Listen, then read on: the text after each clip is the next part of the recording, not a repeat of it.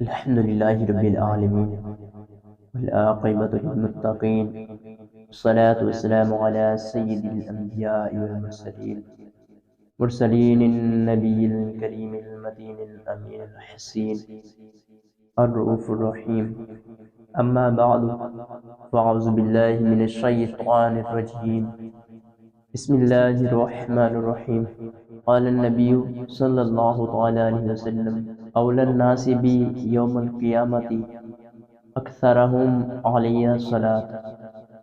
میرے عقائد جہاں حضور نبی اکرم نور مجسم صلی اللہ تعالی علیہ وسلم نے ارشاد فرمایا، آقا کریم علیہ السلام ارشاد فرماتے ہیں کہ اول الناس بی یوم القیامہ اکثرہم علی الصلاۃ، لوگوں میں سے قیامت کے دن میرے قریب تر وہ ہوں گے جنہوں نے دنیا میں میری ذات اقدس پر کثرت سے درود پاک پڑھے ہوں گے. یعنی اگر قرب مصطفیٰ چاہتے ہیں تو حضور نبی اکرم نور مجسم صلی اللہ تعالی علیہ وسلم کی ذات اقدس پر کثرت سے درود پاک پڑھنا ہوں گے.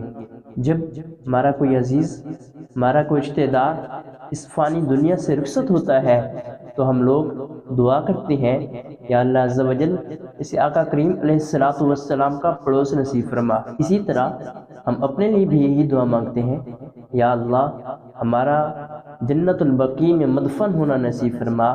یا اللہ عز و جل موت کے بعد ہمیں حضور اکرم نور مجسم صلی اللہ تعالی علیہ وسلم کا پڑوس نصیب فرمانا. اس کی وجہ کیا ہے؟ علماء کرام کہتے ہیں بروز قیامت سب سے زیادہ آرام اور سکون میں وہ شخص ہوگا جو کہ حضور نبی اکرم صلی اللہ تعالی علیہ وسلم کے زیادہ قریب ہوگا.